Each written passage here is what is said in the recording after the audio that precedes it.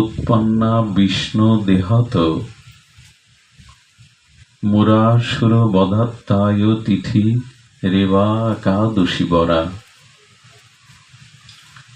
বরা শব্দের অর্থ হল শ্রেষ্ঠা। যত ব্রত আছে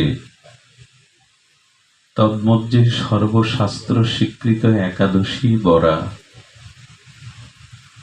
আপনারা সকলে জ্ঞাত আছেন, নদীর মধ্যে যেমন প্রবাহিনী সদ্যপাতক নাশিনী হরিশ্চরণর্চিত গঙ্গা, পর্বতগণের মধ্যে যেমন সুমেরু, তন্মধ্যে ব্রতের মধ্যে একাদশীকেই বরা অর্থাৎ শ্রেষ্ঠা বলা হয়েছে। এই একাদশী উৎপন্ন হয়েছিল মার্গশীর্ষ অগ্রহায়ণের কৃষ্ণপক্ষে। কোথা থেকে না, অভিন্ন শ্রী ভগবানের দেহ হতে এই একাদশীর সৃষ্টি বা আবির্ভাব। আবির্ভাবের কারণ হল মূর নামক দৈত্যকে এই একাদশী বধ করেছিলেন। তো একাদশীর আবির্ভাব হল মার্গশীর্ষ অগ্রহায়ণের কৃষ্ণপক্ষে শ্রী ভগবানের নিজ দেহ স্বরূপ হতে। এই জন্য একাদশী ভগবান আর হরিনাম এই তত্ত্বে ভেদ নাই। হরিনাম তত্ত্বে, শ্রী ভগবান তত্ত্বে এবং হরিবাসর তিথিতে ভেদ নাই। কত মহিমাপূর্ণ এটা। দ্বিতীয় বিষয়টি হলো একাদশী করব কেন।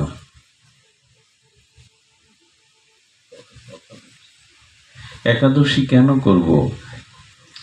তচ্ছ কৃষ্ণ প্রিয়ানতা দিধি প্রাপ্ত ততস্ততা ভোজনস্য নিষেধ কারণে ব্রতে প্রত্যাবায়ত। দেখুন, ব্রত এই জন্য করতে হবে, পাপ মোচনের জন্য নয়। ব্রতের উদ্দেশ্য হলো, ব্রত মানে সংকল্প। সংকল্প হলো যে এই ব্রতের দ্বারা আমার পাপ ক্ষয় হবে, আমার জীবনে প্রাপ্তি এবং আমার জীবনে আমার সসুখ বাসনা পূর্ণ হবে। এই জন্য ব্রত করা উচিত নয়। ব্রতের উদ্দেশ্য হলো ভগবানের প্রীতি। এই ব্রতের দ্বারা শ্রীহরি সন্তুষ্ট হবেন, প্রসন্ন হবেন। ভগবানের প্রীতি প্রসন্নতার জন্যই এই ব্রত। আমরা একাদশীর মাহাত্ম্যে অনেক প্রলোভিত হয়ে পড়ি। একাদশী করলে পাপ নষ্ট হয়, এই যে ফলবিধি, এদিকে দৃষ্টি গেলে কিন্তু ব্রতের শুদ্ধতা, ব্রতের যে উদ্দেশ্য ব্যাহত হয়। ব্রত এই জন্য তোমার প্রীতির জন্য, ভগবানের প্রসন্নতার জন্য এই ব্রত। এবং একাদশী এমন এক মহিমাপূর্ণ সার্বজনীন তিথি বা ব্রত, এটি রজস্বলা মায়েরা বা জন্ম অশৌচ, মৃত অশৌচ, পিতামাতা মারা গেলেও এই ব্রত নিষেধ নাই। বারান্দায় কথা বলছে, বারান্দায়। এই ব্রতের নিষেধ নাই, সর্বাবস্থায় এই নিষেধ আমাদের পালনীয়। দুর্ভাগ্য, আমাদের দেশে, বঙ্গদেশে অপপ্রচার করতে করতে এমনও প্রচার আছে, যিনি একাদশী করেন তার পতি মারা যান। আমার মনে হয় যারা একাদশী করে না তাদের পতি মরে না। এরকম কত কথাই আমাদের প্রচার করা হয়, কিন্তু যারা একাদশী করে না তাদের পতি কি মরে না? এগুলো ঠিক নয়, এগুলোতে কান দিবেন না। এই একাদশী কারা করেছেন আপনারা জানেন? ভক্তমালে রূপগন্ধক রাজা, মহাপ্রভুর পার্শ্বদগণ, স্বয়ং মহাপ্রভু তার মাকে নির্দেশ দিয়েছেন। সেখানে আমাদের যুক্তি খাটে কি? রূপাঙ্গন রাজা ভক্তমান চরিত্রে দেখবেন, এই কি হচ্ছে সামনে একরকম রেখে দাও। রূপমাগ্রত রাজা মহাপ্রভুর পার্শ্বদ, স্বয়ং মহাপ্রভু তার নিজ জগৎজননীকে বলেছেন একাদশী করতে, মহাপ্রভুর পার্শ্বদগণ রূপ সনাতনাদি তারা করেছেন। এইভাবে থাক, বারবার হাত দিও না, এইভাবে থাক। তো এই জন্য একাদশীতে অন্য কথায় কান দিবেন না। 8 থেকে 80 সকলের জন্য এই ব্রত নির্ধারিত। এই ব্রত যারা নিরম্ব করতে পারেন ভালো, যদি পারতপক্ষে আমরা নির্জলা না করতে পারি, সেক্ষেত্রে 8টি জিনিস গ্রহণ করা যায়। যেহেতু আজ হরিবাসর তিথি, আমরা সামান্য আমাদের জানা কথাও একবার একটু স্পর্শ করে যায়। শাস্ত্রে বলছেন, মহাভারতে এটি নির্ণয় করা আছে, আপনি জল পেতে পারেন, ফল পেতে পারেন, মূল পেতে পারেন, দুগ্ধ বা ঘরে নিজে পাতা দধি পেতে পারেন, ঘৃত, ব্রাহ্মণ বাক্য, গুরু বাক্য এবং ঔষধ।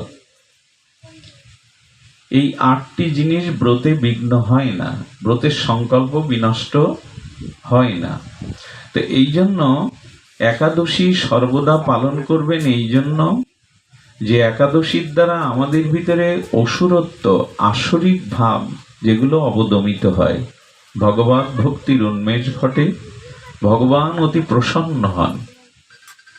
তো আজ যেহেতু হরিবাসর তিথি আমরা একটু স্পর্শ করলাম, তবে আমার মনে হয় একাদশী ব্রতের দিনে যে জিনিসটি আমাদের সব থেকে লক্ষণীয়, সেটি হলো শুধুমাত্র উপবাসের দিকেই আমরা যদি লক্ষ্য দেই, তাহলে ব্রতের যথার্থতা বা শাস্ত্রীয় নির্দেশ আমাদের কিছুটা ক্ষুণ্ণ হয়। উপবাস রিপু ইন্দ্রকে সংযত করার জন্য উপবাস, জল আহার বর্জন করতে হয় বটে, এটা আজকের দিনটা মূলত ভগবানের নিকটে আপনাকে বাস করতে হবে। আর ভগবানের নৈকট্য বা নিকটে বাস মানে আজ হরিনামটা বেশি বেশি করতে হবে। অবশ্যই একটু শাস্ত্র অর্থাৎ গীতা, ভাগবতাদি ভক্তিশাস্ত্র অধ্যয়ন করতে পারলে ভালো, না হলে শ্রবণ করতে হবে। এবং আজকের দিনে অবশ্যই হরিবাসর তিথিতে হরিনাম সংকীর্তন, সাধুসঙ্গ, হরিকথা শুনতে হবে। এই ভাগ্য আমরা আজকে প্রাপ্ত হলাম এই ভক্তের ঐকান্তিক প্রচেষ্টায়, তার ঐকান্তিক ইচ্ছায়। আসুন আমরা এবার ভাগবত কথাতে প্রবেশ করি। একাদশীটা সকলে করবেন, কারণ এটি আমাদের নিষেধ মুখে বলা হয়েছে, পিতৃহত্যা, মাতৃহত্যা, ব্রহ্মাহত্যা এসব পাপের প্রায়শ্চিত্তের বিধান শাস্ত্রে আছে। কিন্তু জেনে শুনেও শুধু জিহ্বার লালসায় যারা একাদশীকে মান্যতা দেয় না, ব্রত উপেক্ষা করে, এদের পাপের কোনো বিধান শাস্ত্রে লিখে যায়নি। ব্রহ্মা হত্যা করলেও, পিতৃ মাতৃ হত্যা করলেও শাস্ত্রে তার প্রায়শ্চিত্ত বিধান দেওয়া আছে। কিন্তু একাদশীর মহিমাদি জেনেও যিনি শুধু জিহ্বার লালসায়, অলস্যতায় এই ব্রত পরিত্যাগ করেন, পঞ্চশস্যাদি গ্রহণ করেন, তাদের পাপের প্রায়শ্চিত্ত শাস্ত্রে লিখিত হয়নি। এই জন্য আপনাদের মাঝে মাঝে অনুরোধ করব যে একাদশীটা সর্বসমত্তক্রমে যুক্তি তর্ক বাদ দিয়ে এই ব্রতটা সকলে গ্রহণ করবেন। এই অনুরোধ দেখে আসুন আমরা ভাগবতে প্রবেশ করি। একদা হি বিশালায়াং চত্বার ঋষি অমলয়া সৎসঙ্গার্থং সমায়তা দৃশস্তত্র নারদম। দেবর্ষিপাদ নারদ, ইনি ভক্তির আচার্য। যে পথ দিয়েই উনি চলেন, ওনার শ্রীঅঙ্গের বাতাস লাগলেও সকলের মধ্যে ভক্তি সঞ্চারিত হয়। তো দেবর্ষিপাদ নারদের একবার ইচ্ছা হয়েছিল আমাদের এই ভূমণ্ডল অর্থাৎ এই পৃথিবী পরিভ্রমণের। উনি পৃথিবী পরিভ্রমণ করতে করতে বড় ব্যথা পেয়েছিলেন, কষ্ট পেয়েছিলেন। তীর্থ থেকে তীর্থান্তরে, এক স্থান থেকে আরেক স্থানে, পৃথিবী মণ্ডল পরিভ্রমণ করে উনি খুব কষ্ট এবং যন্ত্রণা ব্যথা বুঝে নিয়ে গেলেন একদা কোথায় না, তিনি গেলেন বদ্রী ক্ষেত্রে, বদ্রিকাশ্রমে। সেই সরস্বতী নদীর তীরে ভগবানের প্রথম অবতার চতুর্সন বসে আছেন। চতুর্সন সম্পর্কে আপনাদের জানা, এরা ভগবানের প্রথম অবতার। সনক, সনন্দ, সনাতন, সনত কুমার, এরা ভগবানের ব্রহ্মে পরিনিষ্ঠিত চিত্ত শান্ত ভক্ত। এদের কত কল্পকাল বয়স হয়েছে, কিন্তু ওরা পঞ্চম বর্ষীয় শিশুর মতো শান্ত সমাহিত। কারণ পরম ব্রহ্মে ওদের চিত্ত নিষ্ঠায় আস্থাতে সংস্থাপিত, পরিনিষ্ঠিত চিত্ত ব্রহ্মে, চঞ্চলতা নাই, জগতের কোনো বিষয় তাদের স্পর্শ করে না। আর এরা বদ্রিকাশ্রমের এই পবিত্র ক্ষেত্রে বসে এই চার ভগবানের প্রথম অবতার, এরা কি করছেন? এরা সৎসঙ্গ করছেন। এই দেখুন সৎসঙ্গের মহিমা।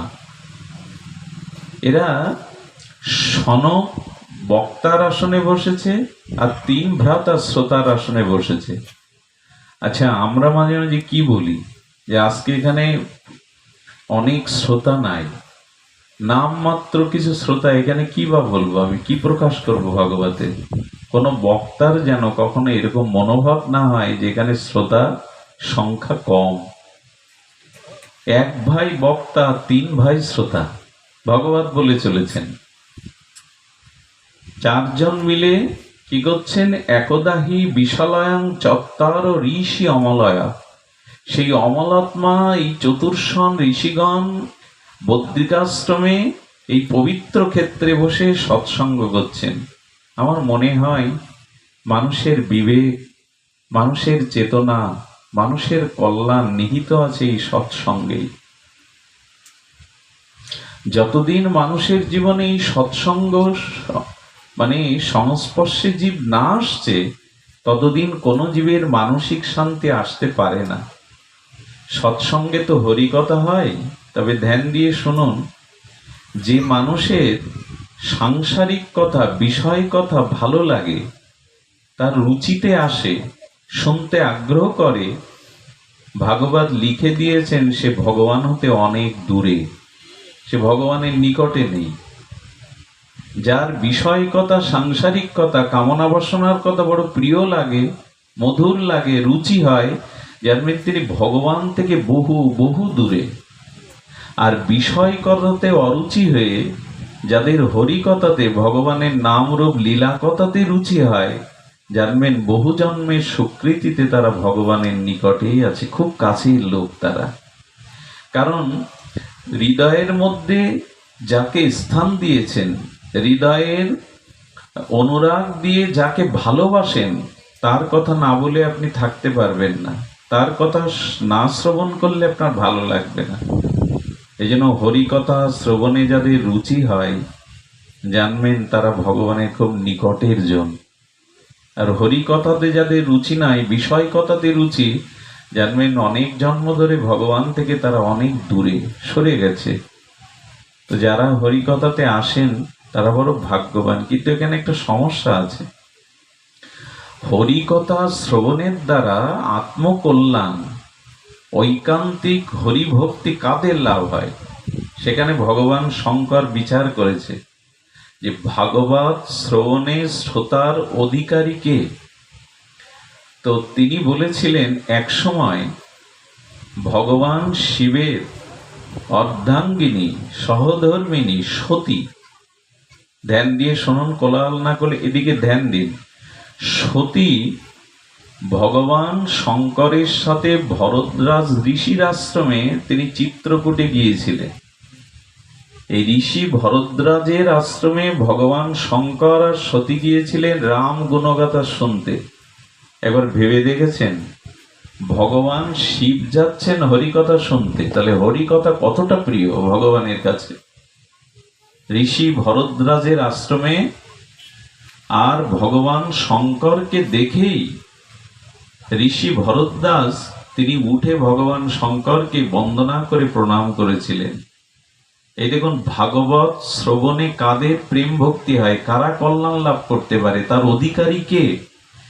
সতীর মনে তখন সংশয় এলো, চিরকাল শ্রোতারা বক্তাকে প্রণাম করে, আর এই বক্তা দেখছি তো শ্রোতাকে উল্টে এসে প্রণাম করছে। ইনি মনে হয় ভালো বক্তা নন। কোন শ্রোতার মনে যদি বক্তার প্রতি ন্যূনতা আসে, শ্রদ্ধার অভাব আসে, সে বক্তা যদি ব্রহ্মাও হয় আপনার কোনো কাজে দেবে না।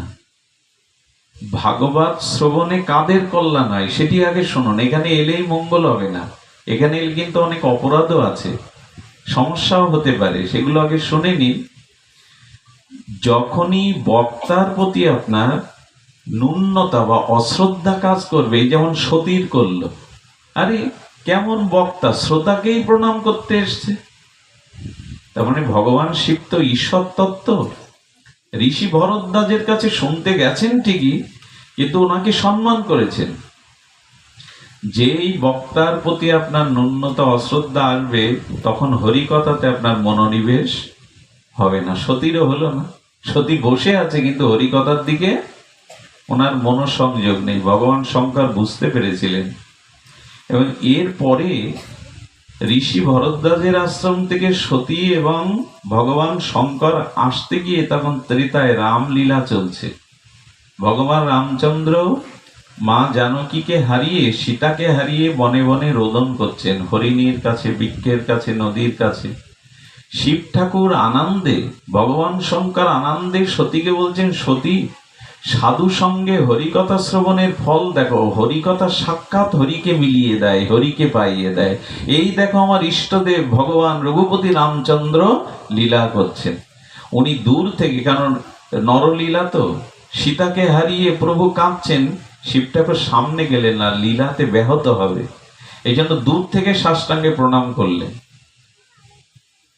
হরিকথাতে শ্রদ্ধা না হলে কি হয় শুনুন, বক্তার প্রতি শ্রদ্ধা না হলে কি হয় শুনুন। সতীর মনে ওই যে দোষ ঢুকে গেল, বক্তার প্রতি হরিকথাতে শ্রদ্ধা এলো না, আর সে কারণে তিনি ভগবানের লীলাকেও মেনে নিতে পারলেন না।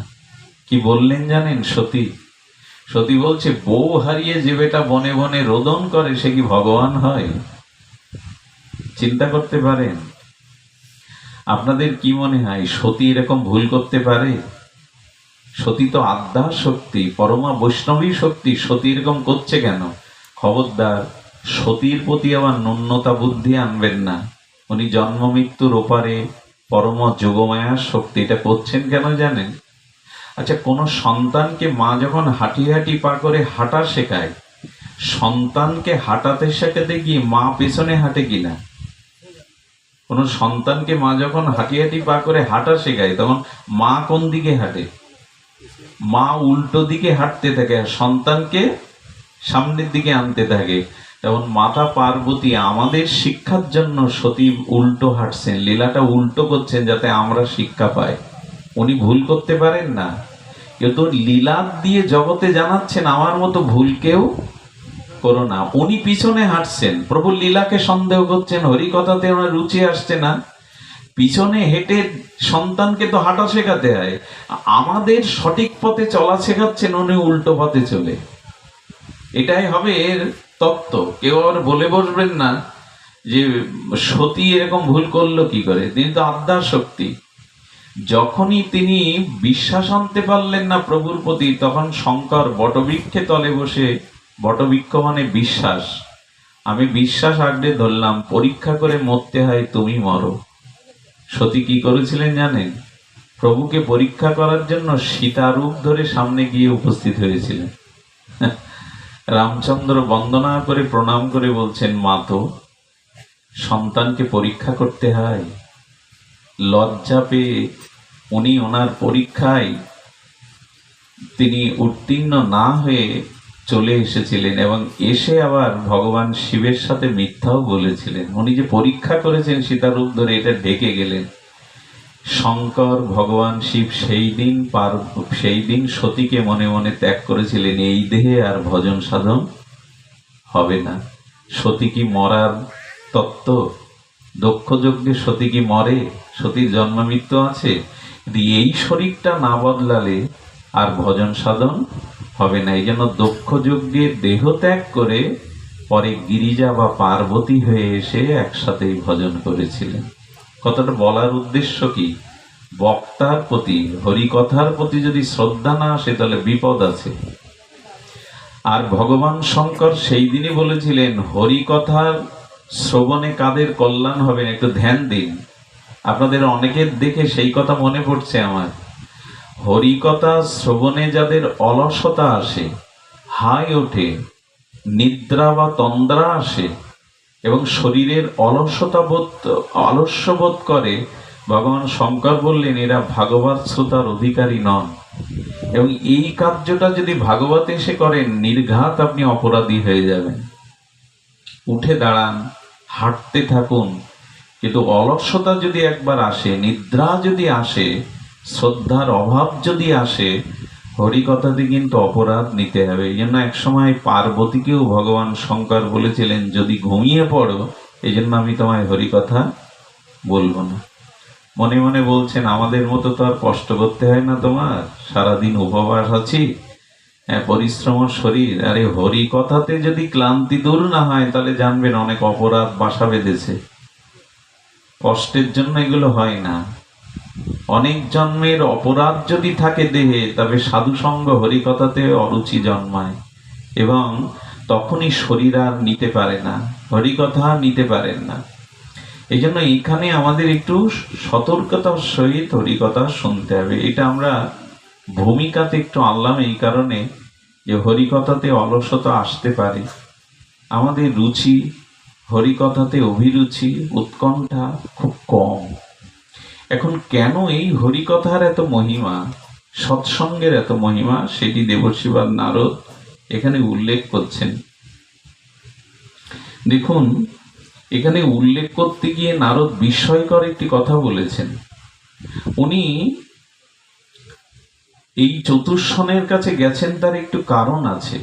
কারণ নারদ বিষণ্ণ, নারদের মন ভালো নেই। সহজ বাংলায় নারদের মন ভালো নেই। আর ভালো না থাকার কারণ, এই পৃথিবীর প্রতি আকর্ষণ দেবতাদেরও আসে, মানুষের তো আছে, আর ভগবানও এই পৃথিবীতে ধরাতে মাঝে মাঝে আসেন বিভিন্ন অবতার হয়ে। এই জন্য পৃথিবীর প্রতি একটা আকর্ষণ সকলের আছে। নারদ এই জন্য এই পৃথিবীটা দেখতে এসেছিল। এবং শুকদেবের মতো সনকাদি ঋষিগণ এরা লোক সংগ্রহকারী, লোক সংকল্পকারী সাধু। সাধুরা আবার দুই প্রকার। এক সাধুরা আছেন যারা অন্তর্মনা হয়ে তপস্যা, ভজন, সাধনার দ্বারা নিজের আত্মকল্যাণে ব্যস্ত। আর এক শ্রেণীর সাধু আছেন যারা জীবের কল্যাণে, লোক কল্যাণে তাদের ভজন, সাধন, অনুভূতি, শাস্ত্র, জ্ঞান প্রচার করেন।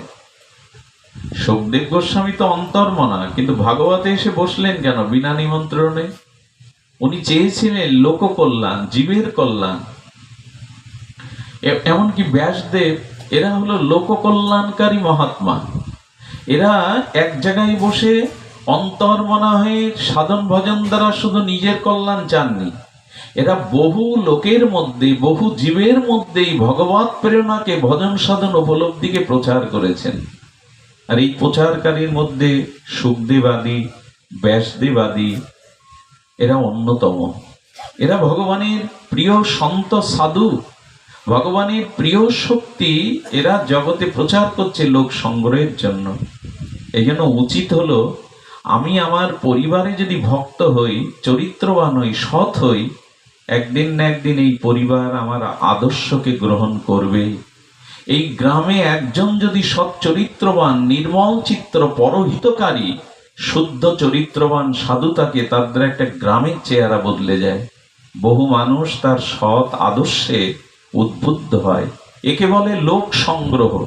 এখন আমরা লোক এক জায়গায় করার জন্য ব্যস্ত, একে বলে লোক সংঘট্ট। বহু প্রসাদের আয়োজন করো, বহু খ্যাতনামা বক্তা আনো, বহু বিজ্ঞাপন করো, মাইকের পর মাইক গ্রামগঞ্জে শহরে প্রচার করো, হাজার হাজার লোক হলো, আমরা সার্থক হলাম। অমুক অনুষ্ঠানে কয়েক হাজার শ্রোতা হয়েছে, এটা সার্থকতা না। এই যে লোকের পরে লোক, লোকারণ্য লোক, লোক যে সংঘট্ট হচ্ছে, এক জায়গায় হচ্ছে, এটা সাত্ত্বিকতা নাই। সাত্ত্বিকতা তখনই হবে যে লোক সংগ্রহ যখন হবে, অর্থাৎ এই ভাগবত আদর্শটা কিছু মানুষের মধ্যে, চরিত্রের মধ্যে যখন আচরণে ফিরে আসবে, সেই মানুষগুলো যখন আচরণশীল হবে, ভগবতমুখী হবে, তাদের স্বভাব চরিত্র বদলাবে, একে বলে লোক সংগ্রহ। লোক এক জায়গায় করাটা সাত্ত্বিকতা না, অনেকেই করতে পারে, কিন্তু লোকের মধ্যে ভাগবত চেতনা প্রকাশ করে তাকেও প্রকৃত ভক্ত সদাচারী করে তোলা, একে বলে লোক সংগ্রহ। এই কাজটা এখন কম হয়। এক জায়গায় লোক সংগঠ্য হলেই সব সার্থক হলো এমন নয়।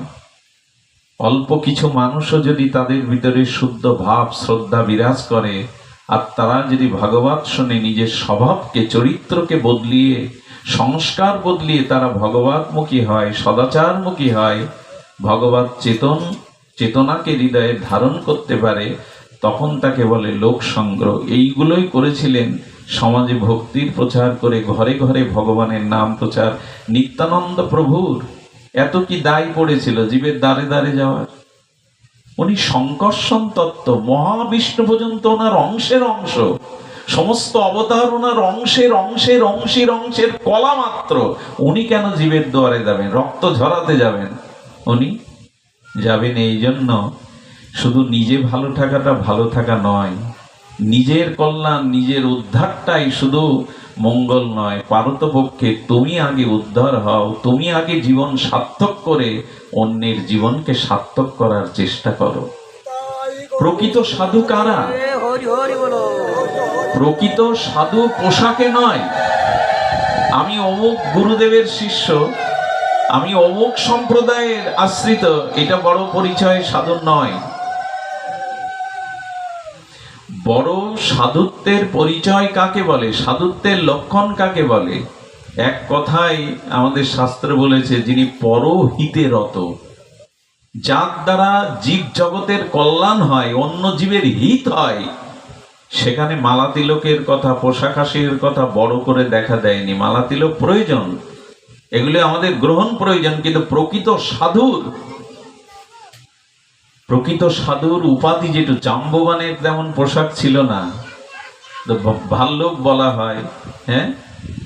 তো এই জন্য সাধুত্বে কিন্তু কালনিমি সন্ন্যাসী বেশ ধরে বসেছিল, রাবণ তো সন্ন্যাসীর বেশে সীতাহরণই করে বসলো। এই জন্য পোশাকটা প্রয়োজন, কিন্তু সাধুত্বের মূল সংজ্ঞা যার দ্বারা জীব জগতের হিত হয়, কল্যাণ হয়, ইনি প্রকৃত সাধু। তো সেই সাধুত্ব হলো লোককল্যাণ। তুলসীদাস গোস্বামী অবশ্য বলেছেন, ওনার কাছে প্রশ্ন করা হলো সাধুর প্রকৃত তত্ত্ব লক্ষণ নির্ণয় করতে। কি অদ্ভুত বলেছেন। তুলসীদাস গোস্বামী বললেন, প্রকৃত সাধু লক্ষণ হলো কাপাস তোলা। কি বললেন উনি? কাপাস তোলা। কাপাস তোলাই বলছেন ওটা খুব শুভ্র সাদা, ভেতরে বাইরে সবখানে কাপাস তোলা হলো শুভ্র। তেমন যে সাধুর হৃদয়ে ভেতরে বাইরে শুদ্ধতা বিরাজ করে, ওখানে কোনো ময়লা নেই, কামনা বাসনা নেই, দেহ সুখ আত্মসুখের বাসনা নেই, সবটুকু শুভ্র।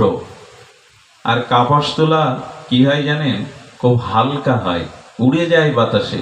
তেমন এই জগতে এই সৎ সাধুর লক্ষণ হলো তিনি কামনা বাসনা থেকে মুক্ত। কামনা বাসনা মানুষকে ভারী করে, নিচে টেনে নামায়, তো উনি মুক্ত। দ্বিতীয় দেখবেন লক্ষণ বলেছেন, কাপাস তোলার মধ্যে কোনো রস আছে কি? রস পাওয়া যাবে? তেমনি বিষয় বাসনা শূন্য সাধু হৃদয়। আরো কি লক্ষণ করেছেন জানেন? অদ্ভুত লক্ষণ। কাপাস তোলা দিয়ে কি তৈরি করে মানুষ? সুতা তৈরি করে। সুতা কি করে? সূচের যে ছিদ্রের ভিতরে সুতা প্রবেশ করে ছিদ্রকে ঢেকে দেয়। তিনি প্রকৃত সাধু, যিনি অন্যের ভিতরে সদ্গুণ প্রকাশ করে তার দোষ ঢেকে দিতে পারেন। অন্যের দোষ বলাটা, সমালোচনা করাটা সাধুর কাজ না, বরঞ্চ অন্যের দোষকে ঢেকে দেওয়াই হলো সাধুর কাজ। যিনি অন্যের দোষকে ঢেকে দিতে পারেন তিনি হলেন সাধু।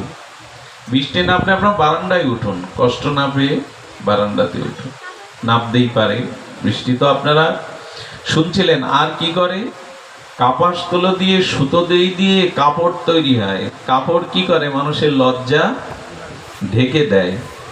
তো সাধু প্রকৃত তারাই যারা অন্যের লজ্জাকে, পাপকে ঢেকে দিয়ে তাকে শুদ্ধ করার চেষ্টা করতে পারে। ভেতরে আসুন, যারা কষ্ট পাচ্ছেন বারান্দায় যান, আপনার বারান্দাতে যান, ঘরে যান, উপরে বসতে পারেন, এখানে উপরে।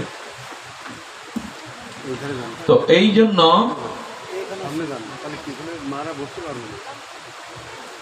মানুষ যাতে ভগবানের স্মরণে আসে, মানুষের মধ্যে যাতে ভগবত ভাবনাটা প্রচার হয়, এটা নারদজির উদ্দেশ্য ছিল।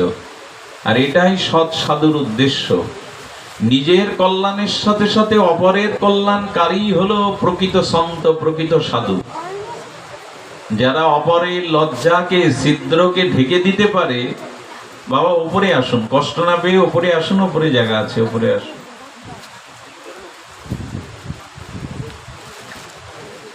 জয় শ্রীরাধে।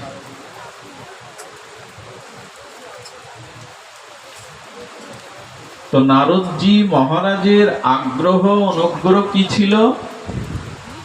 সকলের মধ্যেই ভক্তিকে প্রচার করা, সকলকেই তার ছিদ্র, তার অল্পতাকে ঢেকে দিয়ে সবাইকে শুদ্ধতার পথে আনা। এই প্রয়াসেই উনি পৃথিবী পরিভ্রমণে এসেছিলেন। মহন্তের স্বভাব হয় তারিতে পামর, নিজ কার্য নাহিত বুঝান পরঘর। এখন দেবর্ষিবাদ নারদ খুশি হননি পৃথিবীতে দেখে, তীর্থে গিয়ে খুশি হননি। এই কারণে যিনি ঋষিদেরকে বলছেন, অনেক তীর্থক্ষেত্রে আমি পরিভ্রমণ করলাম, কিন্তু কি দেখলাম কলিযুগের মানুষের দুটো জিনিস খুব বৃদ্ধি পেয়েছে। দেবর্ষিবাদ নারদ বলছেন, পৃথিবী পরিভ্রমণ করে, হে ঋষিবর, হে চতুর্শন, আমি দেখলাম দুটো জিনিস খুব বৃদ্ধি পেয়েছে মানুষের অর্থ বাসনা আর কাম বাসনা। একথা আমি বললে আপনাদের কষ্ট লাগার কথা ছিল, কিন্তু দেবর্ষিবাদ বলছেন, না বলে উপায় নেই।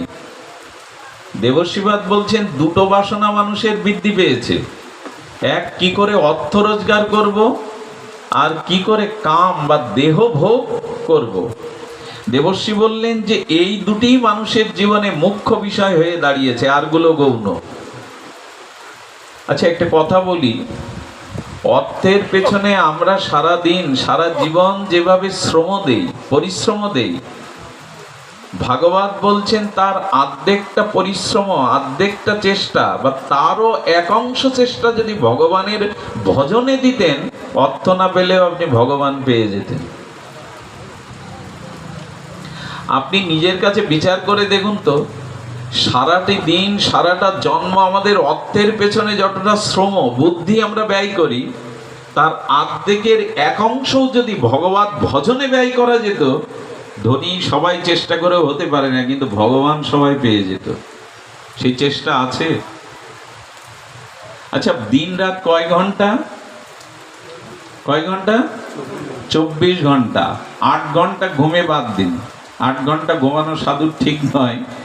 5 ঘন্টা ঘুমালেই সাধুর যথেষ্ট। 4 বৃন্দাবনের মহাত্মারা তো 2-3 ঘন্টায় কাজ সেরে নেন। তো আমি 8 ঘন্টা বাদ দিলাম। 24 থেকে 8 বালিয়ে রাতুলটা কত থাকে? 16। 24 থেকে 8 বাদ দিলে 16 থাকে। আপনি 10 ঘন্টা চাকরি, কৃষি, ব্যবসায় ব্যয় করুন, 10 ঘন্টা ব্যয় করুন। 16 থেকে 10 বাদ দিলে কত থাকে? 6 ঘন্টা। এই 6 ঘন্টার মধ্যে 3 ঘন্টা আপনি আহার, স্নানাদি, এই শরীরের বাহ্যক্রিয়াদি সারণ, আর 3 ঘন্টা আপনাকে অবশ্যই জপ, ধ্যান, শাস্ত্র অধ্যয়ন, সাধুসঙ্গ ভজন করতেই হবে। 8 ঘন্টা আপনি ঘুমান, 10 ঘন্টা আপনি চাকরি বাকরি, ব্যবসা, কৃষি এর জন্য ব্যয় করুন। তার বেশি করতে গেলে দুর্বল হয়ে পড়বেন, ওই বিষয় আর মাথা থেকে আপনার যাবে না। অন্তত 3টা ঘন্টা ভগবানকে দিন। করি কজন? সারাদিন অর্থ রোজগারের পেছনে ছুটে বাড়ি এসে আর বিছানায় বসলাম ভালো মন্দ খেয়ে। গুরুদেব যদি মাঝে মাঝে বলে থাকেন, মালাটা নাও তো বাবা, 4 মালা 8 মালা নাও তো, আমরা অনেকেই নেই। অনেকে নিতে দেখেছি, গুরুদেব বলেছেন, গুরুদেবের নিয়মটা তো রাখতে হবে, তো সেই নিয়ম রাখতে গিয়ে টিভি দেখে আর মালা জপ করে, বিছানায় বসে বসে করে। এই মালা জপের, ভগবান এই জপে সন্তুষ্ট হবেন না। একটু নিষ্ঠা চায়, রুচি চায়, ভগবানকে পাওয়ার ব্যাকুলতা নিয়ে প্রতিটি নাম নিতে হবে।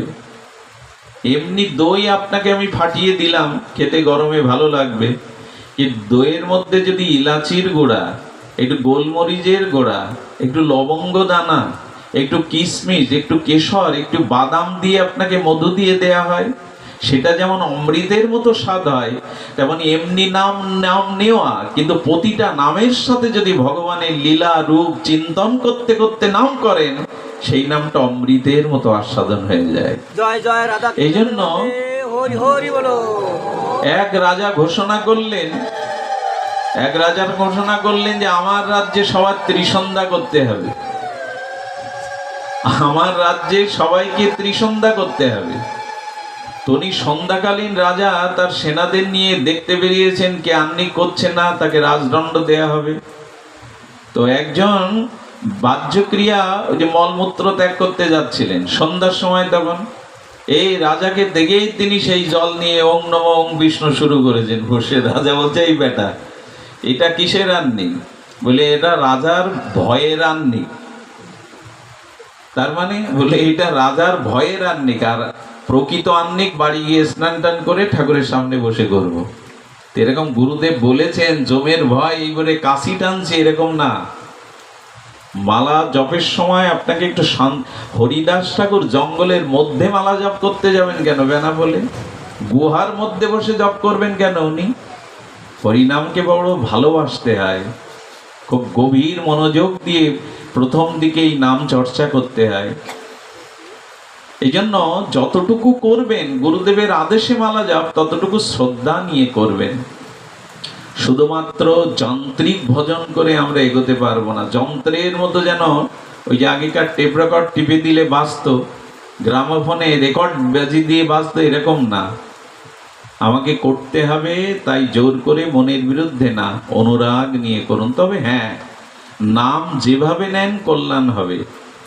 আমাকে একজন প্রশ্ন করছেন, মঙ্গলজি, সারা জীবন পাপ কর্ম বিষয় কর্ম করলাম, আর মৃত্যুর বেলায় তোমরা বলো রাম কৃষ্ণ বললে উদ্ধার হবে, মেনে নিতে পারলাম না। এটাও একটা প্রশ্ন।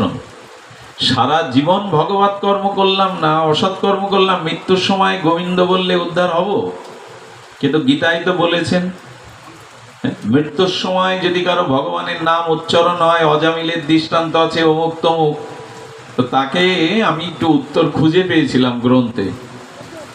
আচ্ছা, একটা ছেলে সারা বছর পড়াশোনা করে না, সে পড়া ফাঁকি দেয়, ক্লাস ফাঁকি দেয়, কিন্তু তার ফাইনাল পরীক্ষার দিনে ও যদি পাশের কোনো ভালো ছাত্রের দিকে টুকে ভর্তি প্রশ্নের উত্তর দেয়, পাশ হবে কি না? একটু কথা বলতে হবে, পাশ হবে কি না? পাশ তো হবেই। পড়লো না, ফাঁকি দিল, অথচ পাশের মেধা ছাত্র দেখে দেখে টুকে সব প্রশ্নের উত্তর দিল।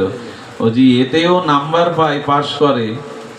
তবে শাস্ত্র বলেছেন, সারা জীবন তুমি ভজন না করলেও যদি কোনো সুখ আসবে না, কিন্তু কোনো কারণে যদি আসে, তাহলে সেই নামের মহিমায় তুমি তরে যাবে, তবে কর্মফল কিন্তু শেষ হবে না, কিন্তু একটা কল্যাণ হবে। আর একটা কথা বলা আছে, যে এই যে আমি বললাম নাম মন বসছে না, নামে মন নাই, তো এটাকে নাম করলে হবে না, ছেড়ে দেব? বলে, খবরদার, এ কথা শুনে কিন্তু মন না লাগলে নাম ছেড়ে দেবেন না। অনেকেই বলে নাম করতে গিয়ে মন বিষয়ে চলে যায়, ঘুম আসে, তন্দ্রা আসে, রুচি আসে না। আমি বলবো তবু করে যান।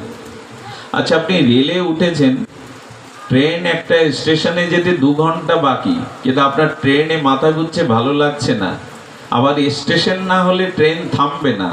এখন আপনার ভালো না লাগলেও কি আপনি নেমে পড়তে পারবেন ঝাঁপ দিয়ে? ট্রেন কিন্তু আপনার ভালো লাগা না লাগা অপেক্ষা করবে না, ও জায়গায় নিয়ে ফেলবে। তেমন নাম করতে ভালো লাগুক আর না লাগুক, একবার যখন নাম জিহ্বায় উঠে বসেছে, ওর কাজও করবে, ওর জায়গায় ও আপনাকে নিয়ে যাবে। এই জন্য রুচি না হলেও করতে থাকুন, নাম কিন্তু ওর জায়গায় আপনাকে নিয়ে যাবে। তো এই জন্য অনুগ্রহ এবং আগ্রহ এটি নিয়ে দেবর্ষিবাদ নারদ এসে বললেন দুটো জিনিস বৃদ্ধি পেয়ে গেছে।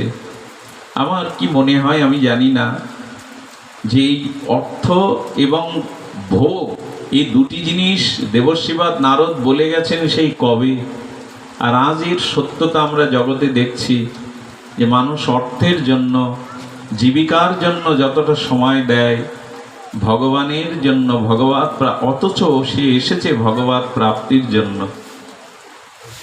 শাস্ত্রে মনুষ্য জীবনের একমাত্র কর্তব্য সার্থকতা ভগবৎ ভজন করে নিজের আত্মকল্যাণ করা, নিজের মঙ্গল করা, কিন্তু সেটা ভুলেই এখন আমরা মুখ্য করে বসেছি নারদজির কথায় অন্ন এবং নিজের ভোগ। তো এখানে নারদজি বলছেন যে মানুষ এর বাইরে যেতেই চায় না, মানুষ এর বাইরে যেতেই চায় না, এবং মানুষের রুচি এই অর্থ এবং ভোগ এর পেছনে যেতে চায় না। এটা আশ্চর্য হতে হয়, মানুষ বাজারে গিয়ে কত টাকার বাজার করে নিজের জিউ ভাই বা নিজের চর্বচেষ্য লেজ্জ পেয়েও আহারের জন্য, কিন্তু একবারও মনে পড়ে না আমার ঘরে যে গৌর গোবিন্দ নিতাই গৌর আছে, সে পটে থাকুক আর বিগ্রহে রূপে থাকুক, পট রূপে থাকুক, ঘরে তো ভগবান আছে, তার জন্য আমি বাজার থেকে কিনে নিয়ে গেলাম। একটা মানুষ বাজার করতে গেলে দেখলেও বোঝা যায় মানুষটা ভক্ত কিনা। একটা মানুষ যখন বাজারে বাজার করতে যায় তার বাজার করা দেখেও বোঝা যায় এই মানুষটা ভক্ত কিনা। কারণ কোনো ভক্ত বাজারে গেলেই মনে পড়বে আমার ঠাকুরের জন্য আমি কিছু নিয়ে যাই, ঠাকুর সেবার জন্য কিছু নিয়ে যাই, ওই কথাটা কিন্তু তার মনে জাগবেই। এবং আমাদের রাধাকুণ্ডের পরম পণ্ডিত প্রভার অষ্টতর শতশ্রী নিত্যলীলায় প্রবিষ্ট আমাদের পণ্ডিত নন্দলাল পণ্ডিতজি মহারাজ বলেছিলেন অদ্ভুত কথা। দেখুন, বাজার করাটাও ভক্তি, ব্যবসা করাটাও ভক্তি, বাড়িতে কাউকে সেবা দেওয়াটাও ভক্তি, এমনকি প্রভাতে স্নান করাটাও ভক্তি। উনি বলতে বলতে ভাসিয়ে দিয়েছেন তত্ত্বের সাগরে, কি অদ্ভুত হরিকথার প্লাবন বইয়ে দিতেন। উনি বলতেন ভোরবেলা গরমের দিনে একজন প্রভাতে ব্রাহ্ম মুহূর্তে স্নান করতে গেছে মঙ্গল আরতি দেখাবে বলে, ওর ওই প্রভাতের স্নানটাই ভক্তি। কিন্তু আমার মতো বিষয় মনে করছে রাতে ভালো ঘুম হয়নি, ভোরে একটু ঠান্ডা জল স্নান করে ফ্যানটা ছেড়ে দিয়ে ঘুমটা একটু গাঢ় হোক, যে এই ভেবে যদি সে ভোরে স্নান করে দেহ সুখের জন্য, দুটোই তো স্নান, একটাতে ভক্তি হয় আর একটাতে ভক্তি হয় কি, একটাতে ভোগ হয়। স্নান কিন্তু দুটোই এক। একজন স্নান করছেন আমি মঙ্গল আরতি দেখাবো, আর একজন বলছে রাত্রের ঘুমটা গাঢ় হয়নি, ভোরবেলা স্নান করে ফ্যান ছেড়ে দিয়ে একটু গাঢ় ঘুম হোক। দুটোই তো প্রভাতে স্নান হলো, দুটোকেই ভক্তি বলবেন কি? কারণ উদ্দেশ্য একজনের ভগবৎ প্রীতি আর একজনের দেহ সুখের জন্য। তেমনি বাজার করাটাও ভক্তি। যদি বাজার করতে গিয়ে মনে হয় আমি বৈষ্ণবের সেবার জন্য বাজার করছি, গুরু গোবিন্দের ভোগের জন্য বাজার করছি, ওই বাজার করাটাই তার ভক্তি। আর শুধুমাত্র যদি পুত্র পরিজন পোষ্য নিজেদের জিহ্বার লালসায় প্রতিদিন বাজার করি, ওটা বাজার করাই হবে, ওটা ভক্তি হবে না। এমন করে আপনি যে কাজ করুন তার উদ্দেশ্য যদি ভগবৎ প্রীতির জন্য হয়, তাহলে জানবেন ওই কর্মের মধ্যে দিয়েই আপনার ভক্তি সঞ্চারিত হবে, উত্তর উত্তর ক্রমে বৃদ্ধি পাবে। যাই হোক, মানুষ এখন বাজারে গেলেও মনে পড়ে না ভগবানের জন্য কিছু নিয়ে যায়। শীতের সময় শীতের বস্ত্র কেনার জন্য দোকানে দোকানে দেখবেন ভিড় জমে যায়, অথচ আমাদের ঘরের বিগ্রহের গায়ে আমরা শীতের বস্ত্র কজন চড়াই, এটা নিজের কাছে প্রশ্ন করতে হবে। আমি এক ভক্ত পরিবারে গিয়ে দেখি এই জ্যৈষ্ঠ মাসে বৈশাখ মাসে 5-7 বার করে জল সেবা দেয় ভগবান। আমি প্রশ্ন করলাম এতবার জল সেবা দিচ্ছেন কেন? বললেন আমার যখন এই প্রচন্ড তাপদহে গরমে তৃষ্ণা লাগে, মনে হয় আমার বিগ্রহেরও তৃষ্ণা লাগছে, এই গরমের দিনে একটু জল তাকে বেশি দেওয়া দরকার। এরে বলে ভক্তি। ভক্তি মানে খুব ঠাকুর আসন সাজিয়ে রাখলাম, ওখানে গিয়ে ডিম লাইট টাইট জ্বালিয়ে লোককে দেখালাম যে আমার ঠাকুর ঘর সুন্দর করে সাজানো, অথচ প্রীতি নাই, অনুরাগ নাই। ওই সাজানোতে কাজ হবে না। আর আমরা কিরকম চালাক জানেন, কিরকম চতুর। আজ আমার বাড়ি অনুষ্ঠান, আলমারি থেকে খুব ভালো ভালো পোশাকগুলো তখন বের করি ঠাকুরের জন্য। ওই দিন তাকে সিঙ্গার করি, ওই দিন ফুল কিনে সাজাই, ডিম লাইটগুলো জ্বালিয়ে দিই। কার জন্য? ভগবান সুখের জন্য। আজ আমার বাড়ি ভক্তরা আসবে, দেখবে যে আমার গৃহের ঠাকুরকে আমি কত সুন্দর রেখেছি। এগুলো সব কপটতা, এর দ্বারা ভগবান প্রসন্ন হন না।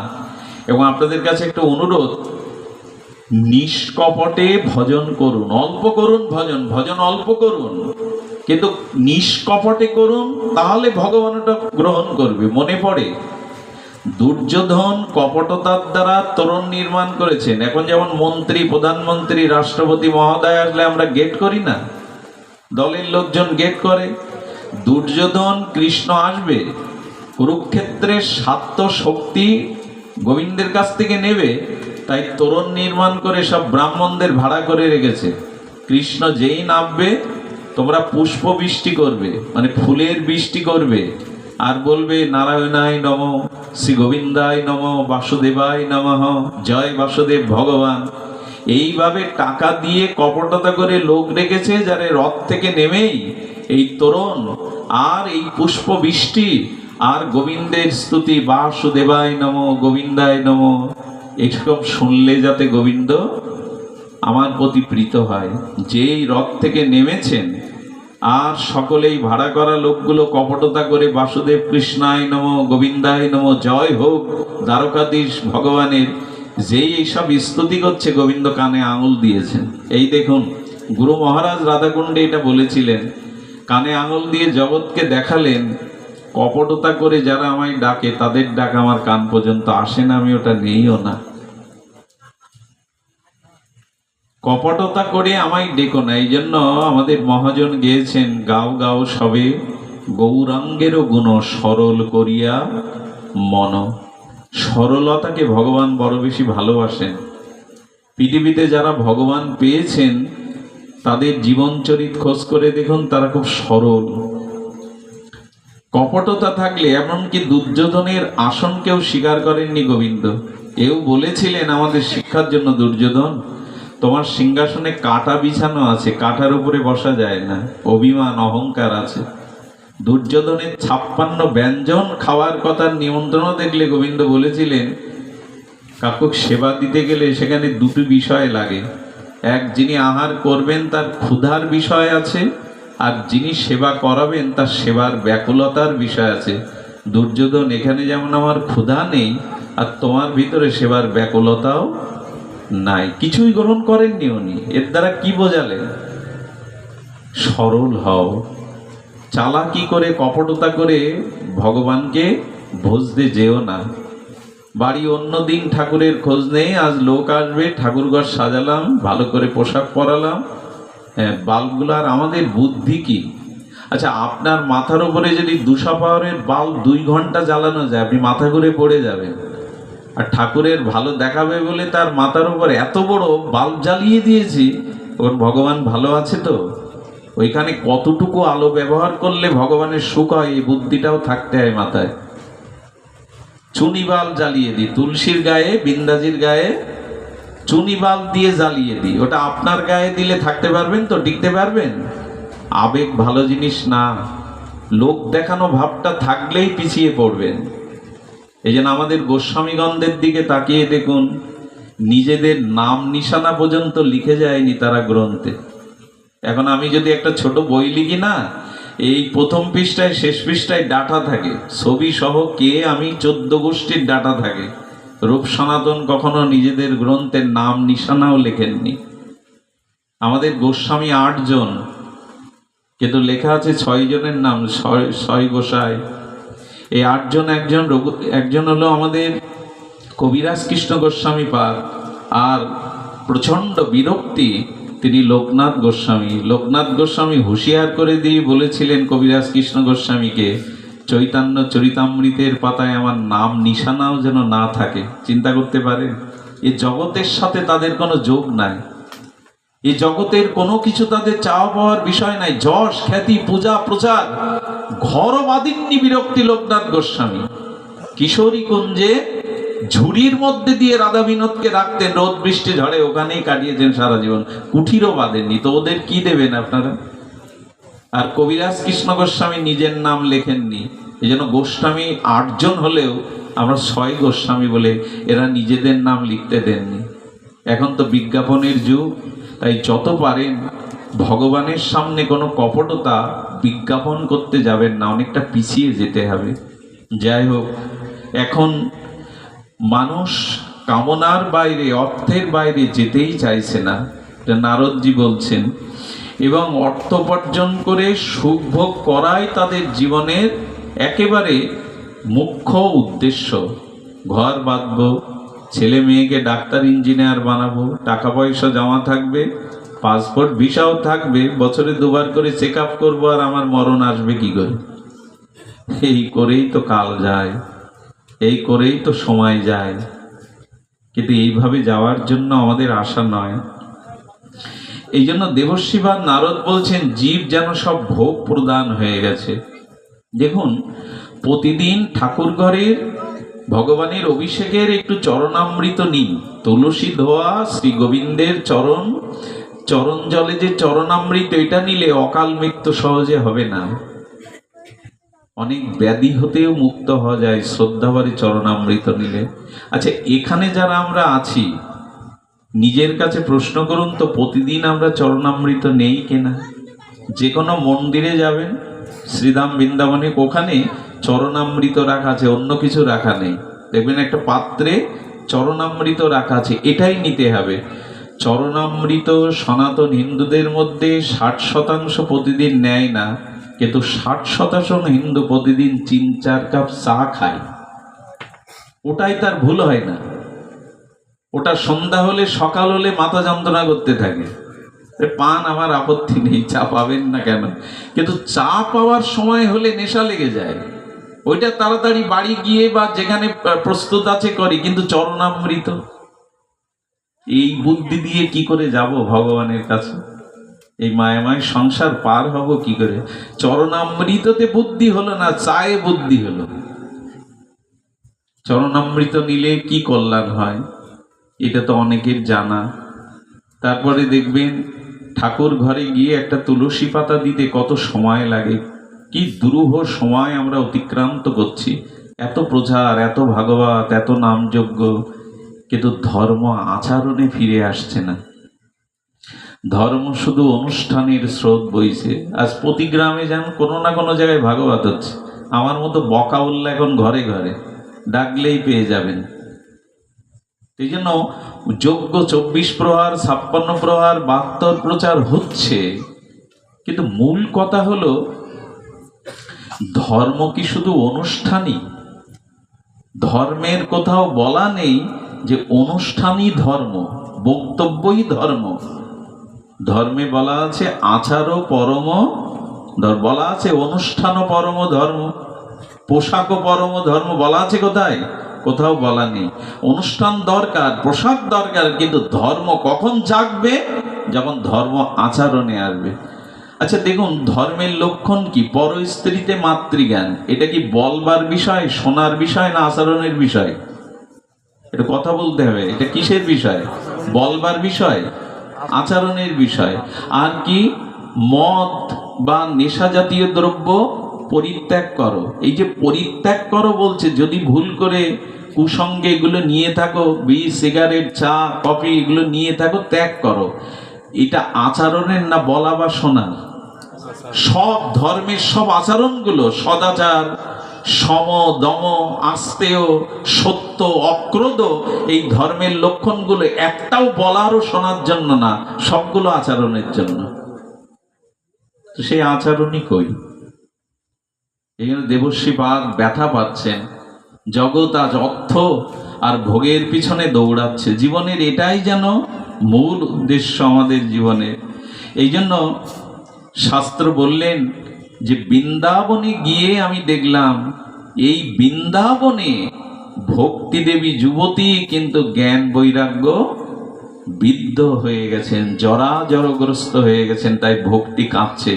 এই কথাটা মনে আমি প্রতিবার একবার করে না বললে আমার হৃদয়ে শান্তি হয় না। দেখুন, ভক্তি কাঁদছে, এই কথার এত বড় মহিমা দেবশ্রীবাদ জানিয়েছেন। ভক্তি আনন্দদায়িনী লাদিনী শক্তি। ভক্তি কাকে বলে? ভক্তি হলো ভগবানকেও যে শক্তি আনন্দ দেয়, ভগবানের স্বরূপ লাদিনী বৃত্তি, যে শক্তির দ্বারা স্বয়ং সচ্চিদানন্দ ভগবান আনন্দ পান, সেই আনন্দদানী লাদিনী শক্তির নামই হলো ভক্তি। ভক্তি কাঁদবে কেন? সূর্য কখনো অন্ধকার দেখে? তো সূর্য অন্ধকার দেখে? দেখে না। সূর্যে কোনো অন্ধকার পৌঁছাতে পারে না। তো ভক্তি কখনো দুঃখ, কষ্ট, জরা ব্যাধিগ্রস্ত হতে পারে না। কিন্তু নারদ বলছেন ভক্তি দেবীকে দেখলাম বৃন্দাবনে কাঁদছে। আচ্ছা, ভক্তিও কাঁদে মাঝে মাঝে। খুব মার্মিক কথা। কেন কাঁদে? সীতা দেবী ভক্তি দেবী নয় কি? সীতা দেবী ভগবানের স্বরূপ শক্তি নয় কি? তো সীতা দেবী অশোক কাননে কাঁদছে কেন? সীতার চোখে জল কেন? ভক্তি তো কাঁদে না। সূর্য তো অন্ধকার দেখে না। আগুন আগুন তো কখনো শীতল হয় না। আগুনের ধর্ম তাপ, সে তো শীতল না। আজকে ভক্তি দেবী কাঁদছে কেন? শুনুন তাহলে। সীতামা জগৎ জননী লাদিনীশ্বরী আমাদেরকে দেখালেন, দেখো ভক্তির চোখেও জল আসে যখন ভক্তি, জ্ঞান এবং বৈরাগ্য দুর্বল হয়ে পড়ে। খুব মার্মিক কথা। মানুষের মধ্যে তিলক আছে, মালা আছে, হরিনাম আছে, তীর্থে তীর্থে পর্যটন আছে, সব আছে, কিন্তু তার মধ্যে জ্ঞান এবং বৈরাগ্য যদি কমে যায়, শিথিল হয়ে পড়ে, তখন ওই ভক্তিতেও সে আনন্দ পাবে না। এই জন্য তো মানুষ আজ ভক্তিপথে এসেও পরম আনন্দ পাচ্ছে না। আনন্দ পেলে কি, আচ্ছা মধু পেলে কি গো চিটিগোড় খাওয়ার স্বাদ জাগতো কারো? জাগতো না। কিন্তু ভক্তিতে যে আনন্দ আছে তখনই আপনার উপলব্ধি হবে, যখন ভক্তির সাথে সাথে আপনার ভিতরে জ্ঞান এবং বৈরাগ্য দেখা দেবে। আচ্ছা, ইটের ওপরে ইট দিলে দাঁড়াবে তো? ধাক্কা দিলে পড়ে যাবে কিনা? যাবে কিনা? কিন্তু ইটের মাঝখানে যদি সিমেন্ট দেন, হাতি ঠেললেও তখন ওটা ভাঙবে না। তার মানে কি দাঁড়ালো? ভক্তি আপনার দাঁড়াবে, ভক্তি পড়বে না, স্খলন হবে না, যদি ভক্তির মাঝখানে জ্ঞান এবং বৈরাগ্য সিমেন্ট থাকে। সে ভক্তিকে রক্ষা করতে পারবে না যার জ্ঞান এবং বৈরাগ্য দুর্বল। সীতামা জগৎকে জানাচ্ছেন, আমি এক কাপড়ে অযোধ্যা ছেড়ে আর জনকপুরী ছেড়ে, মিথিলা ছেড়ে আমি প্রভুর জন্য এক কাপড়ে বৈরাগ্যিনী হয়ে বনবাসে এলাম 14 বছরের। সীতামা বলছেন, আমার আবার সোনার হরিণের ইচ্ছা জাগলো কেন? আর ওই জাগলো বলেই তো সর্বনাশ। আমাদের যা দিয়ে গেছেন, আমরা যদি তা জানতে পারতাম, আমাদের দশা এই হতো না। বাল্মীকিজি কি বলছেন দেখুন। সীতামা এক কাপড়ে চলে আসলো, আর তিনি দশরথ বলেছিলেন রাম ফিরে না আসুক সমান্ত, আমার মা সীতাকে না আসো, তাহলে আমার প্রাণ বাঁচবে। কিন্তু সীতামা এলেন না। সেই সীতার সোনার হরিণের লোভ জাগলো। প্রভু বলল, সোনার হরিণ ধরা যায় না। সীতা ওইটা চেয়েও না, কিন্তু ওই যে মা সীতার ওই মুহূর্তে জগৎকে শিক্ষার জন্য তার জ্ঞান ও বৈরাগ্য কমে গেল। নাহলে সোনার হরিণ কেউ চায়? লক্ষণ কেউ বুঝলো, কারণ বৈরাগ্য নষ্ট হয়ে গেল। বললো, লক্ষণ তোমার বনবাসের আসার কারণ অন্যরকম। লক্ষণ যিনি 14 বছর মায়ের মুখের দিকেও তাকাননি, এত বড় বৈরাগ্যকে দূরে সরিয়ে দিলেন। এ দেখুন, জ্ঞান রূপ ভগবানকে কামনার জন্য দূরে সরিয়ে দিলেন সীতামা, আবার বৈরাগ্য রূপ লক্ষণকেও দূরে সরে দিলেন। তো যার জীবনে যে ভক্তি, যে ভক্তের জীবনে জ্ঞান বৈরাগ্য দূরে সরে গেছে, তার কান্না ছাড়া আর কি বা আসতে পারে?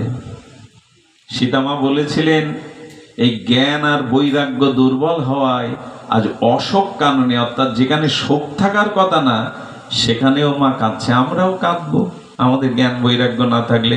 ওদিকে বৃন্দাবনে ভক্তি দেবীও কাঁদছেন।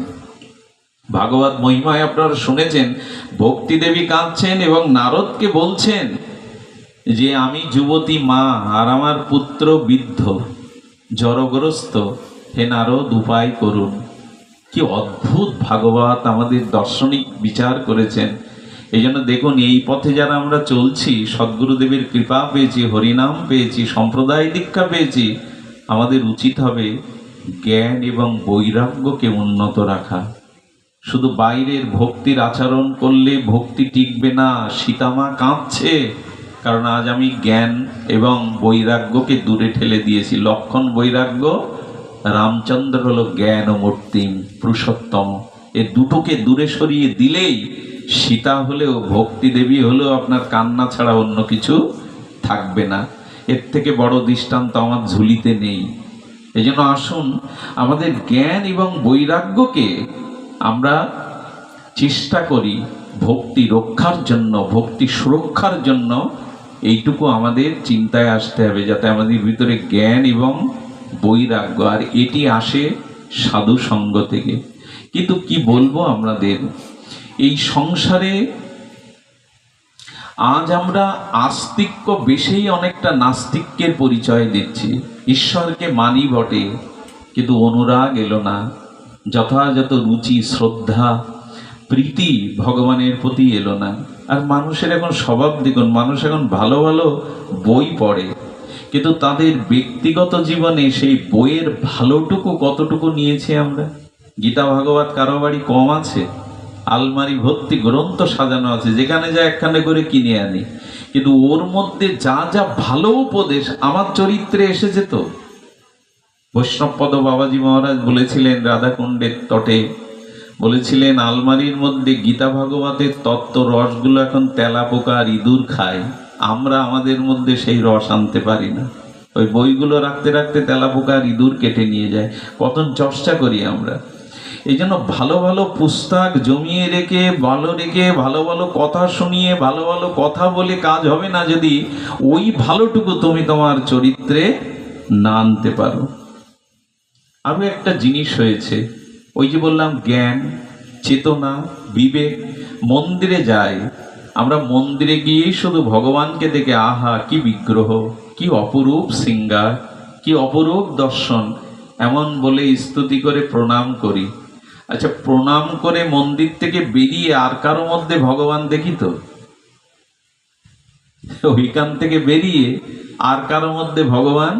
বলে এই দর্শনটা খুব ক্ষুদ্র, এটা খুব অল্প বুদ্ধি সম্পন্ন মানুষের কাজ, যারা মন্দিরেই বিগ্রহ দেখে আর কারো মধ্যে আর কোথাও ভগবানকে দেখে না। ওইটুকুই শুধু সার।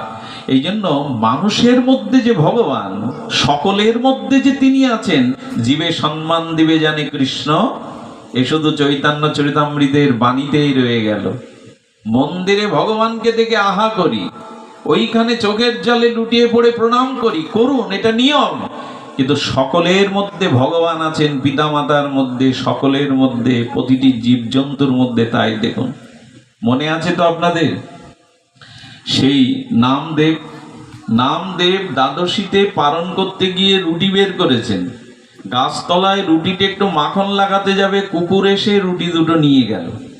আর এই কুকুর এসে রুটি যখন নিয়ে যাচ্ছে, তখন সর্বজীবের মধ্যে ভগবত দর্শন করেন উনি। নামদেব তখন বলছে, প্রভু দাঁড়ান, মাখনটা তো লাগাতে দিন, খালি মাখন বিনা রুটি খাবেন কেন?